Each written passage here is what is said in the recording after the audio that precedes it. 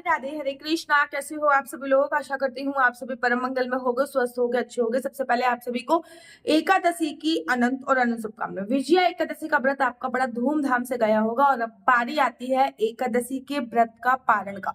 देखो, शास्त्रों में ऐसा वर्णन आया है, एकादशी का व्रत तब तक संपूर्ण नहीं होता जब तक आप पूरी विधि विधान से एकादशी के व्रत का पारण नहीं कर लेते। जब तक आप एकादशी के व्रत का पारण नहीं कर लेते हैं तब तक आपका एकादशी का जो व्रत है वो संपूर्ण नहीं होता है। एक कथा भी आती है जो कि श्रीमद् भागवत महापुराण में है। एक परम भगवत प्रेमी थे जिनका नाम था राजा अम्बरीश। राजा अम्बरीश बहुत ज्यादा भगवत प्रेमी थे। वो हमेशा भगवान के लिए चक्की से आटा खुद पीसते थे। राजा होते हुए भी भगवान के वस्त्र खुद धोते थे। राजा होते हुए भी भगवान के लिए चक्की से आटा पीसते थे। राजा होते हुए भी भगवान के लिए भोजन इत्यादि खुद बनाते थे। जब वो चक्की से भगवान के लिए आटा पीस रहे होते थे तो उनके पसीने टपक रहे होते थे और भगवान अपने पीताम्बर से उनको हवा कर रहे थे। ऐसे परम भगवत प्रेमी थे राजा अम्बरीश जी। एक बार की बात है कि राजा अम्बरीश ने एकादशी का व्रत रखा। राजा अम्बरीश जी के राज्य में सभी लोग एकादशी का व्रत रखते थे। एकादशी के व्रत रखने के बाद राजा अम्बरीश जी द्वादशी पे व्रत का पारण करने के लिए जा रहे। जब राजा अम्बरीश जी द्वादशी पे व्रत का पारण करने के लिए जा रहे तब उन्होंने देखा कि सामने से दुर्वासा ऋषि आ रहे। उन्होंने शास्त्रों में सुना था, ब्राह्मणों के मुख से भी सुना था कि द्वादशी पे अगर कोई ब्राह्मण आपके घर पे चल के आता है और उनको भोजन आप इत्यादि करा देते हो तो आपको एकादशी का अनंत गुना फल आपको प्राप्त होता है। राजा अम्बरीश ने द्वादशी ऋषि को हाथ जोड़ के प्रणाम किया कि महाराज, आपकी जय हो, मेरे राज्य में आपका स्वागत है। मैं अपने एकादशी के व्रत का द्वादशी पे व्रत का पारण करने के लिए जा रहा हूँ। कृपया करके सबसे पहले आप भोजन कीजिए, उसके बाद ही मैं भोजन करूंगा। दुर्वासा ऋषि ने कहा, हम बड़ी दूर से आ रहे हैं, पहले मुझे थोड़ा स्नान वगैरह करना है। स्नान वगैरह करने के बाद मैं भोजन करूंगा। दुर्वासा ऋषि जी तो ये कह के चले गए स्नान वगैरह करने, लेकिन जब उनको स्नान करने में उसके बाद वो पूजा करने के लिए बैठ गए, वहीं पे उनका ध्यान लग गया, बड़ा विलंब होने लग गया। अब राजा अम्बरीश ने अपने आसपास के सभी ब्राह्मणों को बुलाया, सभी संतजनों को बुलाया। उन्होंने बोला कि मैं हूं क्षत्रिय, क्षत्रिय की जवान ही सब कुछ होती है और मैंने दुर्वासा ऋषि को वचन दिया है कि मैं अपने एकादशी के व्रत का पारण तब करूंगा, पहले मैं उनको भोजन कराऊंगा, उसके बाद ही मैं एकादशी के व्रत का पारण करूंगा। लेकिन शास्त्रों में ऐसा वर्णन आया है कि द्वादशी तिथि खत्म होने से पहले ही हमको एकादशी के व्रत का पालन करना चाहिए। तो ऐसे में मुझे क्या करना चाहिए? तब सभी योग्य ब्राह्मणों ने ये डिसीजन लिया कि आप भगवान के चरणों का नियमित पीकर अपने व्रत का पालन कीजिए। राजा अम्बरीश ने ऐसे ही करा। राजा अम्बरीश ने लड्डू गोपाल को स्नान करा के उनके चरणों का नियमित पीने ही वाले थे, वैसे ही दुर्वासा ऋषि का आगमन हो गया। जैसे ही दुर्वासा ऋषि का आगमन हुआ, हे राजन, तू कैसा मूर्ख राजा है, तूने मुझे वचन दिया है कि तू पहले मुझे स्नान कराएगा, मुझे भोजन कराएगा। मैं स्नान करने के लिए गया तो खुद भोजन पानी पी रहा है। अब राजा अम्बरीश ने बहुत समझाने की कोशिश करी, लेकिन दुर्वासा ऋषि को तो बहुत जल्दी गुस्सा आ जाता है। उन्होंने किसी की भी बात नहीं मानी। जब उन्होंने किसी की भी बात नहीं मानी तब दुर्वासा ऋषि ने क्या करा, अपने बाल पकड़े और ऐसे ऐसे करके घुमाए, तोड़े और खींचे और पटक दी। उससे से एक भयंकर राक्षसी कृत्या प्रकट हो गई जो कि राजा अम्बरीश को खाने के लिए दौड़ी। जब वो राक्षसी राजा अम्बरीश को खाने के लिए दौड़ी, भगवान का सुदर्शन चक्र प्रकट हो गया और भगवान की सुदर्शन चक्र ने उस कृत्या के टुकड़े टुकड़े कर दिए और वो सुदर्शन चक्र दुर्वासा ऋषि के पीछे भागने लगा। अब दुर्वासा ऋषि आगे आगे, सुदर्शन चक्र पीछे पीछे, दुर्वासा ऋषि आगे आगे, सुदर्शन चक्र पीछे पीछे। दुर्वासा ऋषि भागते भागते ब्रह्मा जी के पास गए और कहा कि मुझे आपका पुत्र बोला जाता है, कृपया इस सुदर्शन चक्र से मेरी रक्षा कीजिए। ब्रह्मा जी ने कहा, बेशक आपको मेरा पुत्र बोला जाता है, लेकिन इस सुदर्शन चक्र से मैं आपकी रक्षा नहीं कर सकता महाराज। जिसका ये सुदर्शन चक्र है वही आपकी रक्षा कर सकता है। ब्रह्मा जी के पास से दुर्वासा ऋषि चले गए और उन्होंने कहा, चलो ठीक है, मृत्यु लोक के जो देवता हैं भगवान शिव के पास चलते। भगवान शिव के पास गए कि भाई, मुझे आपका अंश अवतार बोला जाता है, इस सुदर्शन चक्र से मेरी रक्षा कीजिए। भगवान शिव ने कहा कि माना आपको मेरा अंश अवतार बोला जाता है, लेकिन इससे मैं आपकी रक्षा नहीं कर सकता। जिसका ये सुदर्शन चक्र है उसी से वही आपकी रक्षा कर सकता है। अब तो कोई ऑप्शन नहीं बचा था। भगवान विष्णु के पास गए, कहा, भगवान विष्णु का, आ जाइए ऋषिवर, आपका मेरे विष्णु लोक में बहुत स्वागत है, आइए बैठिए, जीमिए।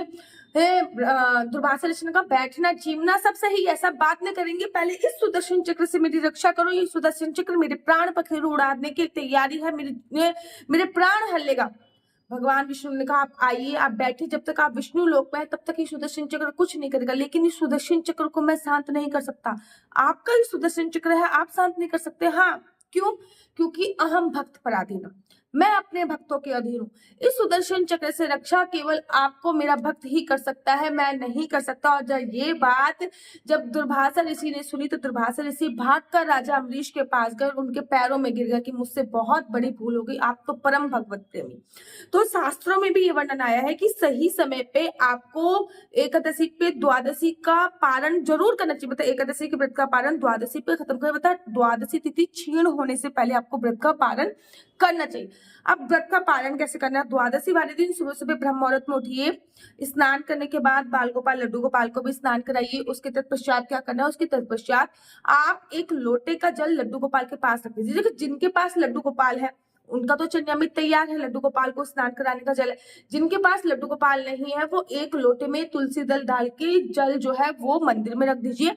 थोड़ी देर बाद आप उस जल से व्रत का पालन कर सकते हैं, वो भी आपका चन्यामृत के ही समान माना जाएगा। कोई भी चावल की चीज बनाइए, खीर बनाइए, खिचड़ी बनाइए, मतलब मेरा कहने का मतलब है चावल का कुछ भी आइटम बनाइए, भगवान को भोग लगाइए, किसी योग्य ब्राह्मण को घर पे बुलाइए, उनको खाना खाने के लिए दीजिए। अगर योग्य ब्राह्मण उपलब्ध ना हो, किसी कुंवारी कन्या को बुला सकते हो, अपने मान्य को बुला सकते हो, किसी गरीब निर्धन को बुला सकते हो। ये सब भी पॉसिबल नहीं है तो फिर आप सूखा आइटम मंदिर में जाके दान दे के आ सकते हो। अगर ये भी पॉसिबल नहीं है तो बहुत सिंपल सा उपाय आप है जो कर सकते हो। आपको लेना है एक थाली जिसमें आपको थोड़ा खाना रखना है, गौशाला में जाना है, गौ माता को खिला के आ जाना है। अब ये भी पॉसिबल नहीं है तो सूखा आइटम किसी भी ब्राह्मण के घर पे पहुंचा दीजिए। अगर ये भी पॉसिबल है तो महाराज कुछ पैसे निकाल के रख दीजिए, जब भी समय मिले तब जाना और वो किसी ना किसी योग्य ब्राह्मण को दे देना। अब व्रत पालन का समय आता है तो सबसे पहले भगवान के चरणामृत अपने हाथ में लेना है और भगवान को याद करते हुए आपको वो चरणामृत का पान करना है। तुलसी दल सबसे पहले होना चाहिए, उसके बाद 5 बार वो चरणामृत पी लेना है। फिर अंतिम बार भी तुलसी दल, मतलब प्रथम बार में और अंतिम बार में तुलसी दल का उपयोग कीजिए और 5 बार चरणामृत ऐसे ही पीजिए, ठीक है ना। अगर लड्डू गोपाल को नहलाया है फिर तो उसका ही चरणामृत मिल जाएगा। अगर लड्डू गोपाल नहीं है घर पे तो एक लोटे में पानी भर के रख लीजिएगा, वो भी चरणामृत का ही काम करता है। भगवान के पास वो चला गया तो वो चन्यामृत का ही काम करेगा ही करेगा। उसके बाद चावल खा के ही व्रत का पालन किया जाता है। शास्त्रों में ऐसा वर्णन आया है कि एकादशी पे भगवान का जो भी प्रिय भोग होता है उस भोग उसका दान करके ही आपको व्रत का पालन करना। जैसे कि विजया एकादशी पे भगवान का जो प्रिय भोग है वो है पेड़े का भोग, तो आपको विजया एकादशी के व्रत के पारण में पेड़े का दान जरूर करना है। पेड़े का दान करके ही आपको व्रत का जो है वो पालन करना है। जैसे एकादशी पे चावल खाने की मनाही होती है वैसे ही द्वादशी पे चावल जरूर खाना चाहिए। द्वादशी पे चावल खाने से आपको रेंगने वाले कीड़े की योनि से मुक्ति प्राप्त हो जाती है।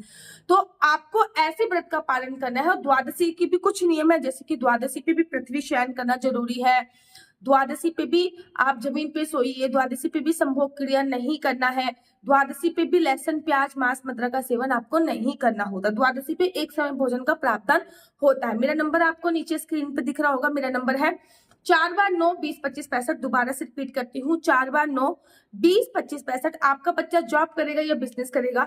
बिजनेस करेगा तो किस फील्ड में बिजनेस करेगा, जॉब करेगा तो किस फील्ड में जॉब करेगा। आपके बच्चे का लकी नंबर, लकी कलर क्या है, क्या आपके बच्चे की कुंडली में सरकारी नौकरी का योग है या नहीं, अगर सरकारी नौकरी का योग है तो वो कब लगेगी, आपका विवाह कब होगा, संतान प्राप्ति कब होगी, घर बनने का कब योग है, क्या विदेश जाने का योग है या नहीं। अगर आप चारों तरफ से कुंडली दिखा दिखा के सक चुके हैं तो एक बार अपना नेम करेक्शन भी आप लोग अवश्य और अवश्य कराइए। मेरा नंबर नीचे स्क्रीन पे आप लोगों को दिख रहा होगा, मेरा नंबर है 4 बार 9 20 25 65। आपका बच्चा जॉब करेगा या बिजनेस करेगा, बिजनेस करेगा तो किस फील्ड में बिजनेस करेगा, जॉब करेगा तो किस फील्ड में जॉब करेगा, लकी नंबर लकी कलर सभी आप में से कुंडली के माध्यम से जान सकते हैं। लेकिन एक बात याद रखिए, कुंडली देखना बिल्कुल भी फ्री नहीं है, इसके थोड़े से चार्जेस है। और इस नंबर पे मुझसे किसी भी प्रकार से कोई भी क्वेश्चन आंसर पूछने के लिए फोन मत कीजिए, ये नंबर केवल और केवल कुंडली दिखाने के लिए है। अगर आपको मेरी वीडियो अच्छी लगती है तो आप अपना यूट्यूब चैनल हरि बोल को लाइक शेयर सब्सक्राइब करना बिल्कुल भी मत भूलिए। तब तक के लिए मुझे दीजिए इजाजत। राधे राधे, हरे कृष्णा, हरि बोल।